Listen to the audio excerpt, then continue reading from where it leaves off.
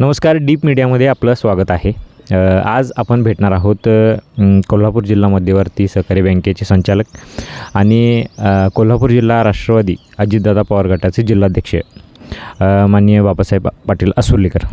साहेब नमस्कार. नमस्कार. सध्याची जी राजकीय ही जी काय घडामोडी चालू आहे यामध्ये राष्ट्रवादीला कितपत पोषक वातावरण आहे सध्या?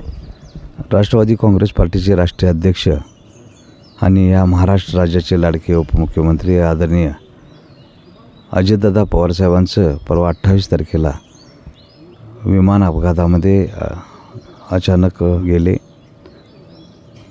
त्यामुळं राष्ट्रवादी काँग्रेस पार्टीच नव्हे तर अख्खा महाराष्ट्र ते प्रत्येकाच्या डोळ्यामध्ये अश्रू उतरत होते.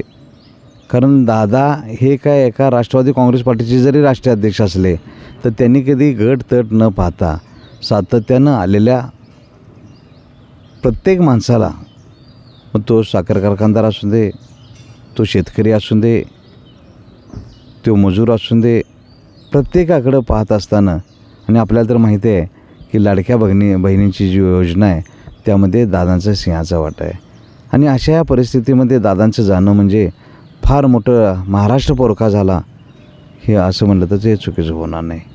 कारण दादांनी सातत्यानं काम करत असताना सकाळी 5:30 वाजल्यापासून ते रात्री झोपेपर्यंत सातत्यानं कामाचा माणूस, विकास पुरुष म्हणून दादांची ओळख होते.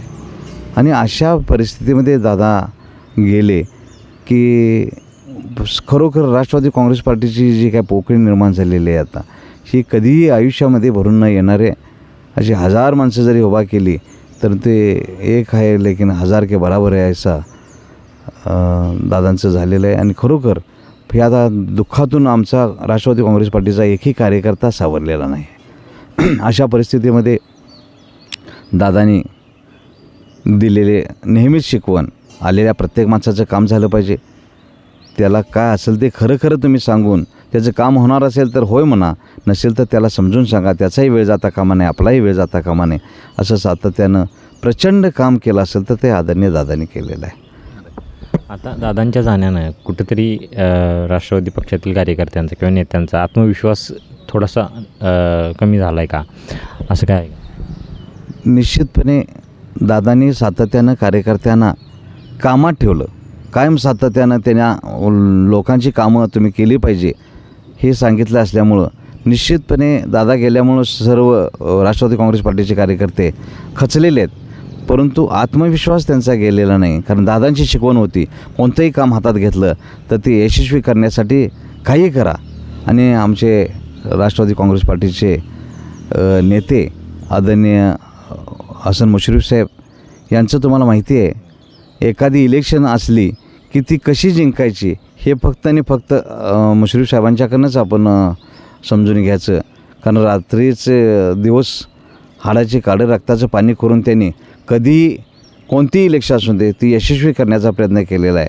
आणि मुश्रीफ साहेबांनी परवा सर्वांना बोलवून कार्यकर्त्यांना, प्रमुख कार्यकर्त्यांना, उद्याच्या होऊ घातलेल्या जिल्हा परिषद पंचायत समिती असेल, काही झालं तरी राष्ट्रवादी काँग्रेस पार्टी हा 1 नंबरमध्ये पक्ष असला पाहिजे असं आपल्या सर्व कार्यकर्त्यांना त्यांनी सांगितलेलं आहे. आणि त्या तडफडीनं सगळेजण कामाला लागलेले आहेत. आम्हाला खात्री आहे कोल्हापूर जिल्हा राष्ट्रवादी काँग्रेस पार्टीचे सर्व कार्यकर्ते मनापासून तळमळीनं कामाला लागलेले आहेत. आणि उद्याच्या होऊ घातलेल्या ह्या जिल्हा परिषद इलेक्शनमध्ये राष्ट्रवादी काँग्रेस पार्टी हा 1 नंबरचा पक्ष त्यामध्ये असेल यामध्ये तीळ मात्र शंका नाही. सातत्यानं तुमचे जे विरोधक आहेत त्यांच्याकडून एक टीका होते, एक आरोप होतो की जसे निवडून आले त्यानंतर 5 वर्ष कुठल्याही प्रकारचं काम झालेलं नाही, कुठल्याही प्रकारचं यंत्रणेत कुठल्या सहभागी नाही. काय म्हणाल तुम्ही, यांना काय उत्तर द्याल? ही तर हास्यास्पद गोष्ट आहे.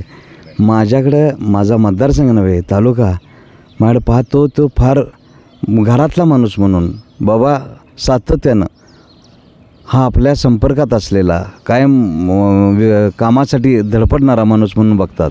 आणि माझ्या काळामध्ये म्हणजे प्रियांका पाटील दिदी या ठिकाणी जिल्हा सदस्य झाल्यानंतर जी काय प्रचंड कामं झालेली आहेत त्यामध्ये सुदैवानं आदरणीय मुश्रीफ साहेब ग्रामविकास मंत्री होते, त्यामुळं त्यांच्या माध्यमातून जे काय मिळाले फंड्स आहेत ते प्रचंड फंड्स आहेत. माझ्या मतदारसंघासारखा विकास कोल्हापूर जिल्ह्यामध्ये कुठल्याही मतदारसंघाचा झाला नसेल हे मी खात्रीनं सांगतो. आणि एकही काम त्यांनी जर मला दाखवायचं, मी त्या ठिकाणी कामाची एक पुस्तिका त्या ठिकाणी जाहीर केलेली आहे. त्यामध्ये प्रत्येक काम झालेलं आहे. कुठल्याही गावातील लोकांनी मला सांगायचं की हे काम झालेलं नाही, तुमच्या पुस्तिकेत कसं आलं. सगळ्यात जास्त माझ्याकडं माझा मतदारसंघ जो बघतो तो काम बघून माझ्या पाठीशी आहे. आणि हे जर ती म्हणत असतील, त्यांनी सांगायचं आहे की कुठल्या गावामध्ये त्यांनी पाऊल ठेवलेलं आहे, कोणीही संपर्कात नाही, कधीही कोणत्या कार्यकर्त्याकडे गेलं नाही. प्रचंड कार्यकर्ते त्यांचे माझ्या पाठीशी आहेत. कारण माझा गट तर माझ्याबरोबर आहेच, परंतु त्यांचे कार्यकर्तेसुद्धा बाबा हा कामाचा माणूस आहे आणि ह्या माणसाला इथं निवडून दिलं पाहिजे म्हणून माझ्या ह्या मतदारसंघातील भगवानराव पंडितराव पाटील जिल्हा परिषदेचे उमेदवार असतील, पंचायत समिती पोर्लेतर्फ ठाणे गटातील उज्ज्वला सर्जेराव सासणे असतील, वाडी रत्नागिरी पंचायत समितीमधल्या पल्लवी ओंकार सांगळे असतील. एवढंच नव्हे तर तालुक्यामध्ये सुद्धा माझ्या मतदारसंघातील 7वे मतदारसंघातील माझे मित्र डॉक्टर जयंत पाटील साहेब असतील, माणिकराव पाटील असतील, आबाजी पाटील असतील. आणि इकडंसुद्धा येवलूज मतदारसंघामध्ये पूजा दिलीप पाटीलसुद्धा प्रचंड कामाचा माणूस आहे. आणि इकडं जयंत पाटील साहेब त्या ठिकाणी कामाचा माणूस असल्यामुळं निश्चितपणे तिन्ही सीट्स आमच्या जिल्हा परिषदच्या आणि खालच्या पंचायत समितीच्या प्रचंड मतांनी निवडून येतील. यामध्ये तीळ मात्र शंका नाही. हे कुठल्या ज्योतिषाला विचारायची गरज नाही, कारण जनता आमच्या पाठीशी आहे. जनता आमच्याकडे काम बघतात आणि काम करणारी माणसं निवडून यावी अशी प्रत्येकाची इच्छा असल्यामुळं या तिन्ही ठिकाणी आपण पाहिलं किंवा त्या पंचायत समितीचे उमेदवार जर बघितले तर निश्चितपणे माझी कामाची माणसं आहेत. आणि निश्चितपणे उद्याच्या ह्या 7 तारखेच्या दिवशी तुम्हाला मतपेटीतून दिसेल. आणि 9 तारखेला निश्चितपणे आपले मतदारसंघातले सगळे उमेदवार निवडून येतील. यामध्ये तीळ मात्र शंका नाही. बरं, दुसरा विषय, माजी जिल्हा परिषद जे सदस्य होते पोर्ल्यातले प्रकाश पाटील यांनी एक तुम्हाला असं आव्हान दिले की तुम्ही जर काम केलं असले तर आपण एका स्टेजवर येऊ, मंचावर येऊ आणि आपण त्याच्याविषयी चर्चा घडवून आणू की तुम्ही कितपत काम केले आणि मी कितपत काम केले. मी कोणत्याही स्टेजवर यायला तयार आहे.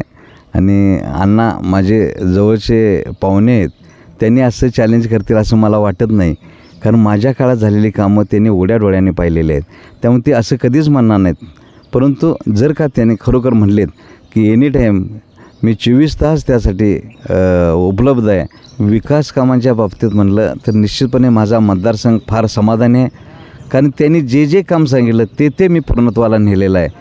आणि कोणी जर माझे विरोधक म्हणत असतील विकास कामं झाली नाही तर ती हास्यास्पद गोष्ट आहे की तुम्ही एक काम करा, त्यांनाही घ्या एका गाडीमध्ये, मलाही घ्या एका गाडीमध्ये आणि आम्ही पूर्ण मतदारसंघामध्ये आपण जाऊ.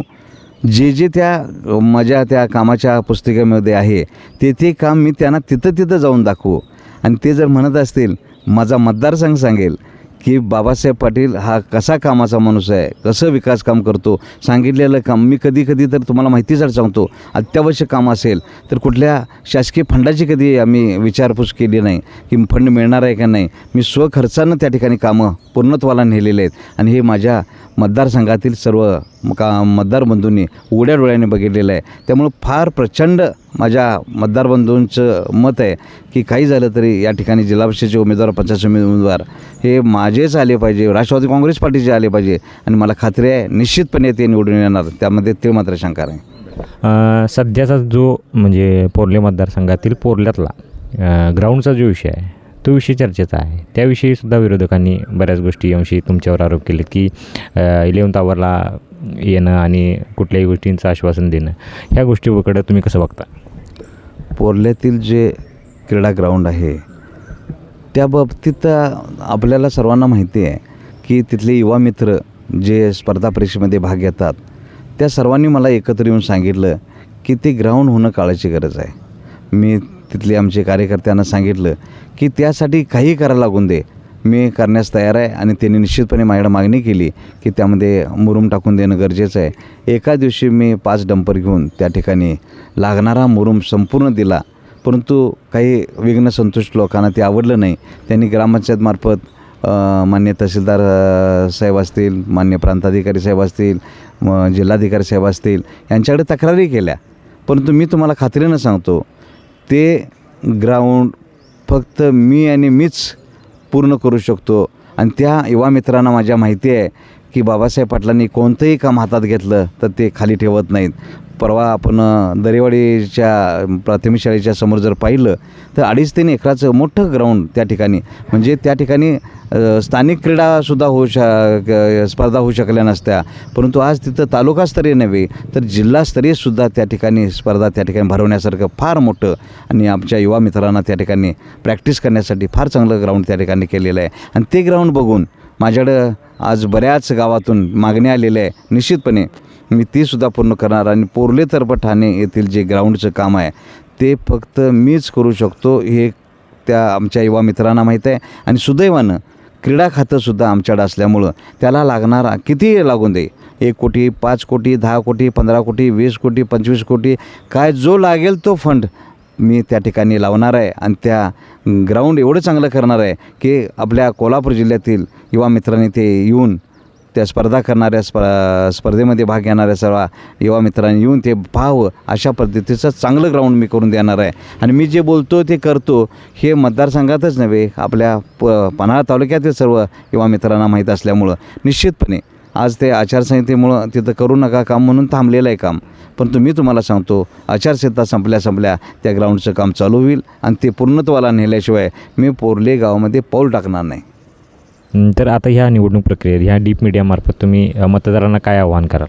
मी मनापासून डीप मीडियाचं आभार मानतो एवढ्यासाठी की त्यांनी आज येऊन माझं मनोगत या ठिकाणी ऐकून घेतलं.